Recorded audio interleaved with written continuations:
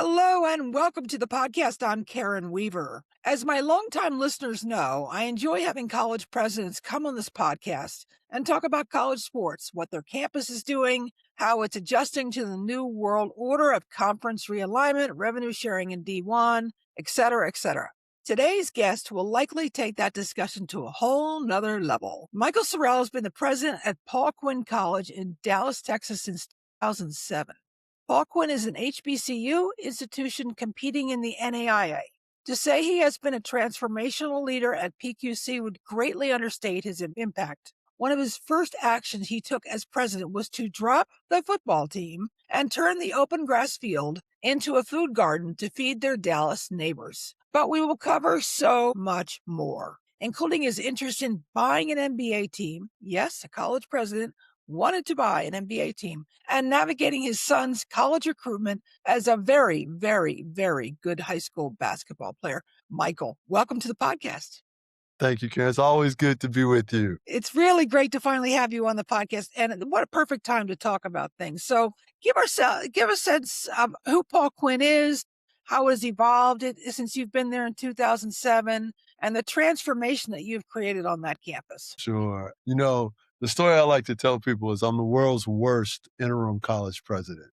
So I came to Paul Quinn with the understanding that I would be here 90 days and that, I'd do the 90 days. I was part of a group that had bid to purchase the Memphis Grizzlies. I literally had just submitted the bid to David Stern and the NBA, and we needed 90 days, for them to make a decision. And, when the school called me, I said, I'll do 90 days, but we've got an agreement in place to purchase the Grizzlies. I'm going to be president of the franchise. I wish everybody here well, but I'm moving on to the Range Rover phase of my life, okay? Yeah. And, it's funny when you sort of find your purpose. I had hoped my purpose was running an NBA team and being a part owner, which was absolutely one of my dreams. Yeah. But there's something special about finding joy through lifting others up, Yeah. right? And really lifting those who have been marginalized and left behind. And so when I got to Paul Quinn, we were on the precipice of closing. Boston Consulting Group had done a study that said we were about 18 months to, at best, 24 months away from closing if we didn't make radical changes. And we had 30 days of cash on hand. Things that, I will be honest with you, I don't remember being told when I took the job, right? I mean, I knew that things were bad, of course, but the 30 days of cash on hand was a new fact, okay? But the thing about when you are at a struggling institution, two things I think are very, very important to keep in mind. Number one, even in the midst of struggle, there are really good people. Now, sometimes those people have been demoralized. Sometimes those people may be in the wrong places, but there are good, hardworking people who, if just given some blocking, can become really talented runners. The other thing that, I've come to understand is that, when you're that far down, you're sort of unencumbered by people's perception of your success. Yeah. So you can just blow things up and build something else. And that was the real gift. As someone who was a college athlete and is really an unapologetic jock, I am happiest in the gym on weekends in my shorts and a t-shirt, watching basketball Yes. or watching my daughter play volleyball or working with my son on his shooting, or just like that is a joy to me. Yeah. It's, our first real brush with fame was tearing the football field or closing the football program and tearing up the football stadium and turning it into a farm. I tell people that saved our school. And folks are always like, oh, did you make that much money farming? I was like, no, you can't make that much money if you're growing legal things, right? I was like, what are we talking about? I was like, no, we're a faith-based school. We were definitely not doing anything illegal. Yeah. I said, what it did was it gave us an opportunity to say to people, we are something else and we hold value. and we know we don't have everything we want, but we have enough to where we can put the needs of others ahead of our own wants. And that spoke volumes to people. It resonated with people, and it allowed us to begin our upward trajectory. And you think about you're in Texas, right? So it's antithetical to think that football isn't going to solve all your problems because it's worked that well for other schools. But I think But it what you really hasn't, right? And oh, I know you and I talk about this stuff, okay, right? go ahead. Yeah, Right? yeah. But there's this notion that football is the magic elixir for all that You are trouble. right. You are right. That is not true. It is, and that's like telling me that the Flutie factor still makes a difference in enrollment, that Cinderellas still compete in March Madness. We have to throw those kinds of things out today. Is that what you're saying? Yeah, we do. And I know Yeah. it's uncomfortable for folks, right? Yeah. Look, I remember Doug Flutie's pass. Yeah, me too. I'm ecstatic that it benefited Boston College in that Yeah. way. And look, it has benefited. I mean, even now you go down to the SEC and you watch Alabama, funding its way to academic importance Yes. on the back of the football program, right? You can make an argument. Duke was always, one of my alma maters, was Yes. always a special institution, but it is undeniable that playing on Big Mondays and Dickie V screaming to America that this is America's school did not have a positive impact on enrollment, on fundraising, on all that. All Right. that can be Correct. true, but we overstate it and we misapply the lesson. Just because it worked at large institutions that were already okay doesn't mean that it's going to work every place else. I have alums who are always, what would it take to bring football back? And I tell Mhm. them, I was like, it's unaffordable. And he said, well, no, just give us a number. I said, all right, well, let me just tell you the things that we would have to spend money on to do. I said, number one, you've got to have all those scholarships for football. Number two, you have to have all the equipment that is necessary to compete and multiple versions of it for when Correct. things get damaged, right? So that's two very expensive items. Full coaching staffs. And nowadays you need a full-time strength coach. You need the training staff. You need all of those things, all right? Yep.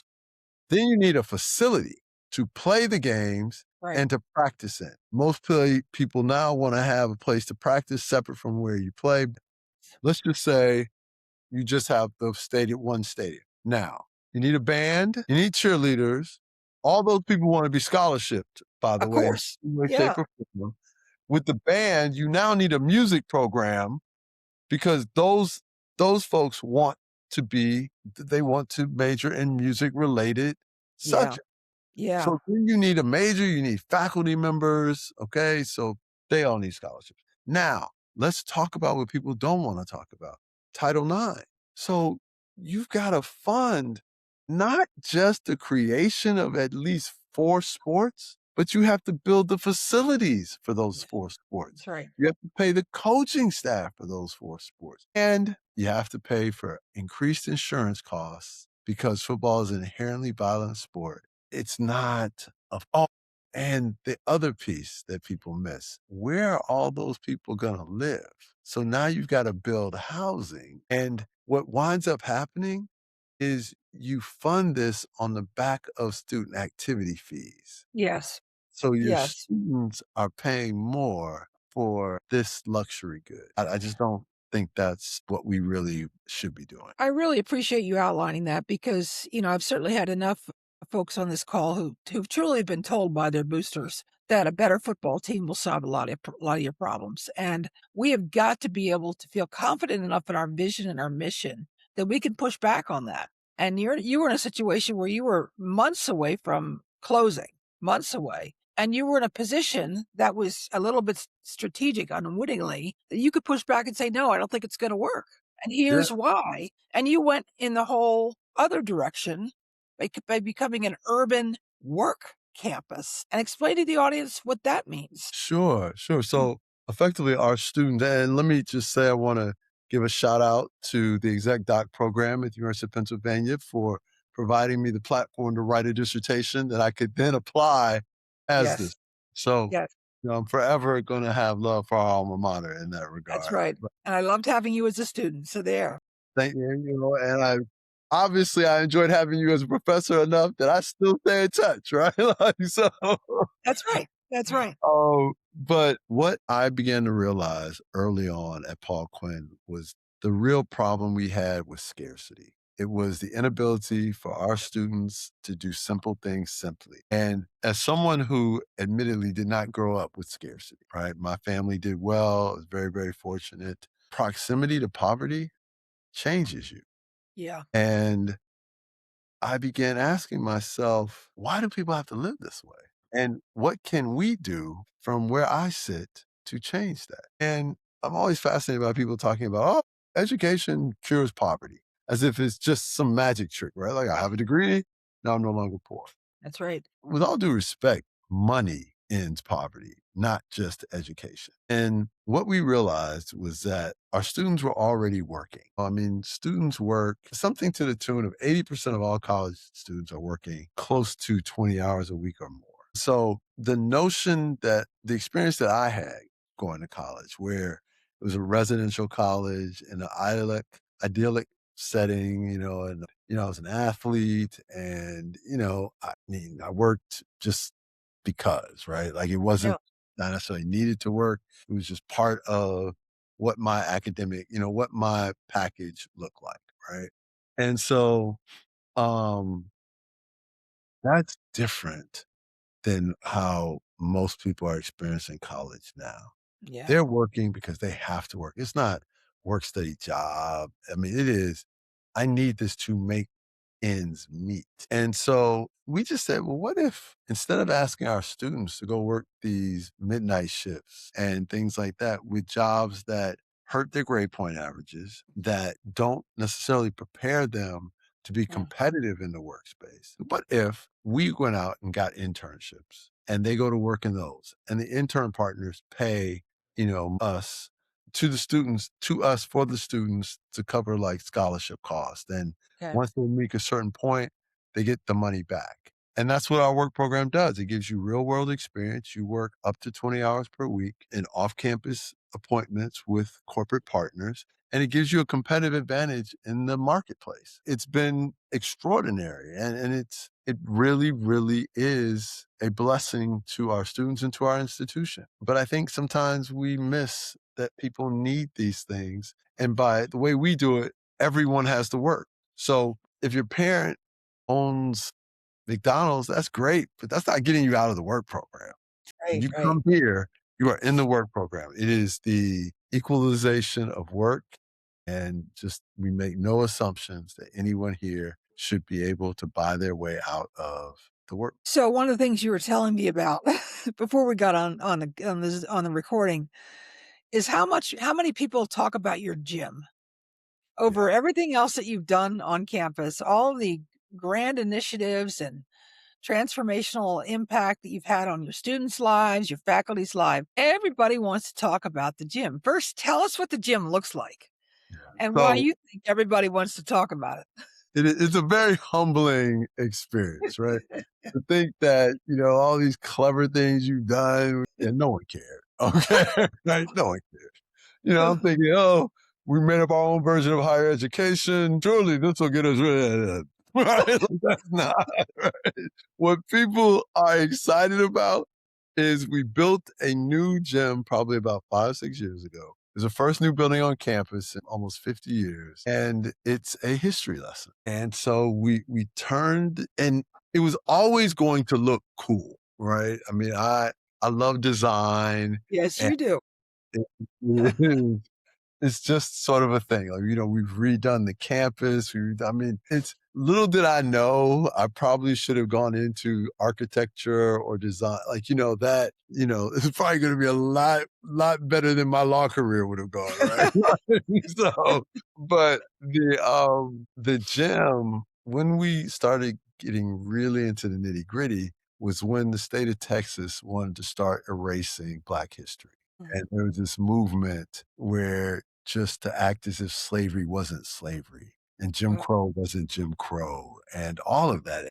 they were rewriting textbooks to incorporate the lies of the lost cause and all Yep. of these things. Yep. And so, I was sort of thinking, we're a private school. It's our gym. We raise the money. What if we use the gym to tell the story of the civil rights struggle here and our institution's relationship with it? Wow. And if you come into the gym, the walls are history lessons. Like, so literally the first image you see when you walk in the foyer from off the sidewalk, off the street, is a picture of Cecil Williams drinking from the whites only water, Wow. right? Like, that's what greets you when you walk in.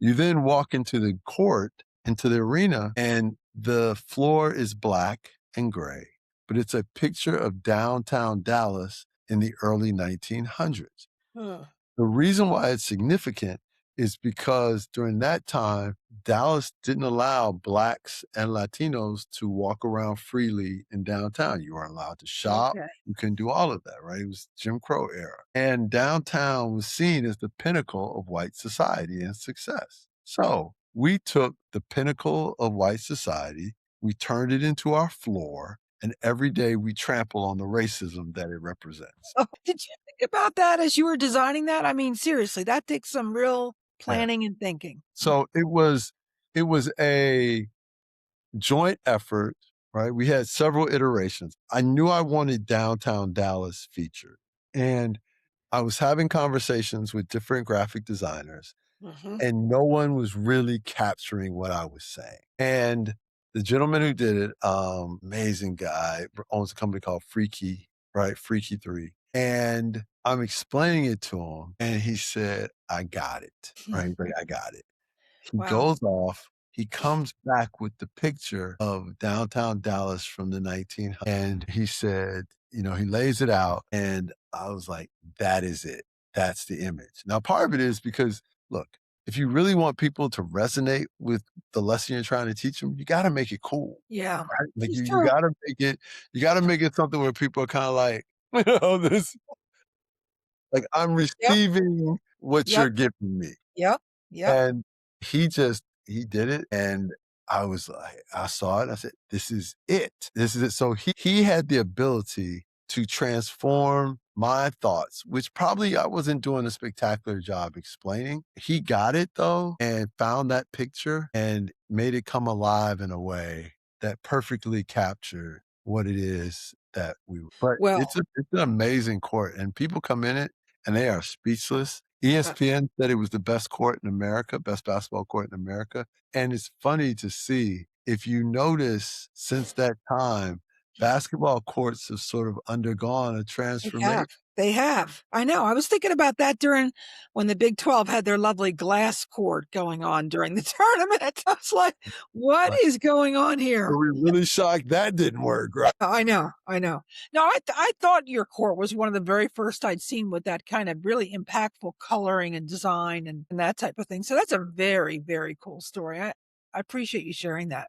So you and I talk a lot about college athletics, but I can't imagine what you are learning and going through right now with your son, who is a very, very, very, very good basketball player. And you tell me he's now 6 feet 6 inches tall, which is just absolutely incredible. And he shoots a really good three.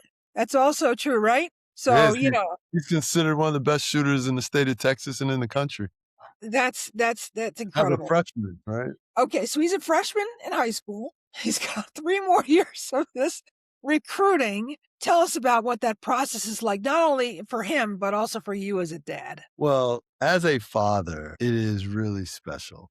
I mean, first of all, what's special is to have your child fall in love with the game you fell in love. Mhm. Yeah, for sure. And we let him find it on his own, right? I mean, now let's be clear, there are always basketballs in the house. Okay. Like, I mean, that part true, but he learned to swim first, tried to get him to play baseball, that didn't take.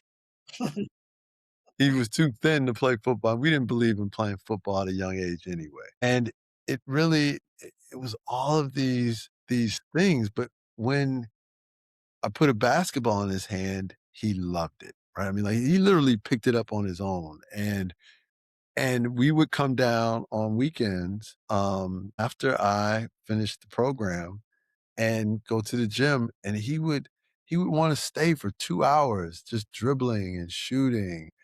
I started thinking, this might sort of be his thing, and he didn't wanna do anything else. Like, I know people talk all the time, kids should play multiple sports, and his what's ironic is I think his truest athletic gift is distance running. When he Mm, was 9 and 10, he ran top 20 times in America for the mile, wow. right? Like, I mean, he broke the 6-minute mile barrier at 9.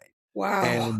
And I remember saying to him, I was like, "Son, I know you love basketball, and I love that you love basketball, and I think you will be a college basketball player." I said, "But you could be an Olympian in Mhm. track." And he Yeah. looked at me, and he says, "I guess we'll never know." Dang, okay. I was like, "Alright, son, Okay. You get to choose. I am not gonna make you do this." Right?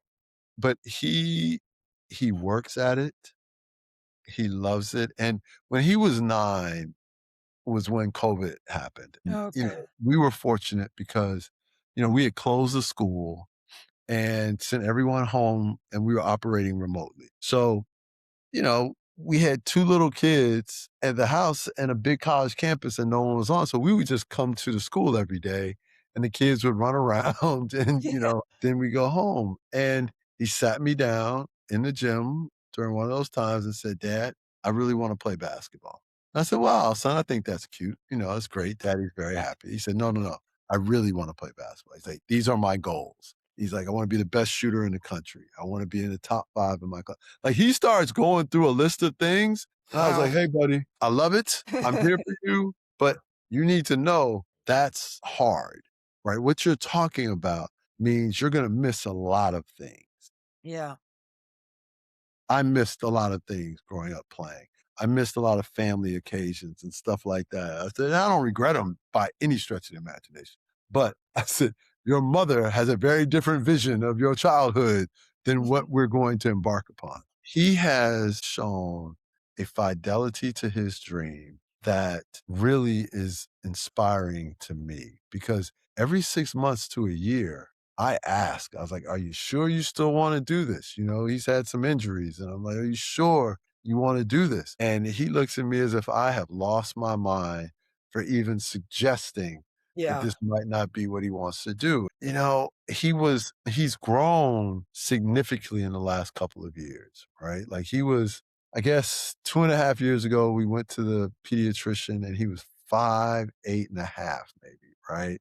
And he's 6'6" now, and the doctors have said he's not done growing, the growth plates are still open, and it is incredible to watch this little boy to show you how fickle the game is because, when he was in 7th grade and he was only, 5'8", 5'9", which, by the way, I don't think is small, No. right? But, there were people who were sort of like, "Oh, he's probably not gonna get big enough. He's this and that." And I was like, "He's in 7th grade.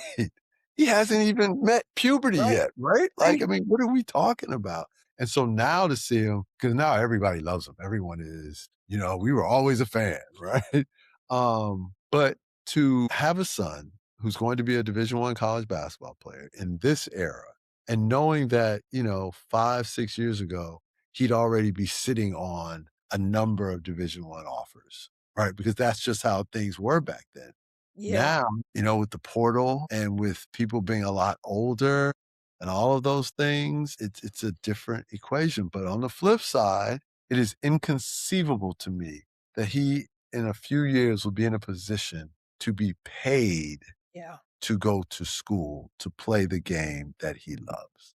Yeah. It's just mind And how are you as a family approaching, and I know it's a couple of years away, but how are you approaching sorting through what the opportunities are? Do you look for longevity? Do you look for escalating financial commitments? Yeah. What do you look for? Well, one, I want to be clear, we're blessed. So there are families out there that the money that their kids are going to get paid to play college sports helps their family make Yeah, it meet. for And sure.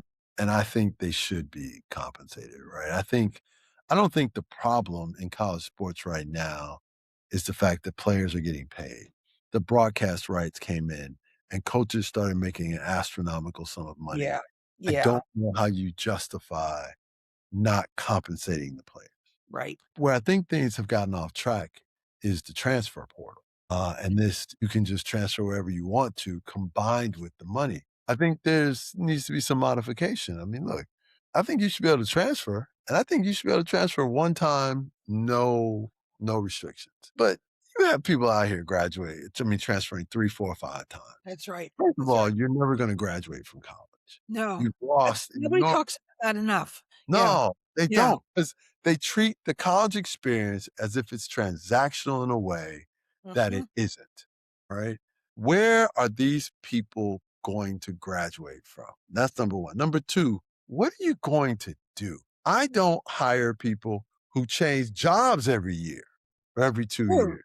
True. Yeah. You're not Yeah. hiring students who went to 6 different colleges and 5 different. And then the other piece, which folks don't address, which I am positive is causing some great trauma from a mental health standpoint. What do you do when you were 20, 21, and 22, you made $700,000-800,000 a year, and you don't ever make that much money again in your Yeah. Yeah.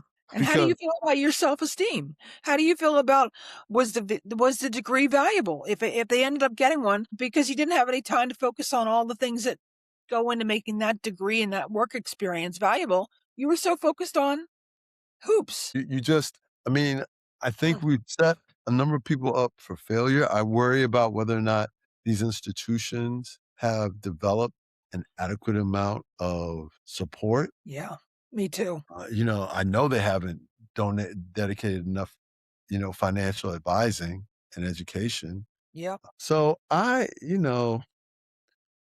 think we're going to have to address this. I think it needs to be done in a thoughtful manner. I'm very appreciative that my son is going to have the opportunity to, begin to transform his life in a way that, like, if someone had told me, oh, you can graduate from college and you're going to have $1 million in the bank. And somebody had told me I was going to graduate from college with $50,000 in the bank. How about $100?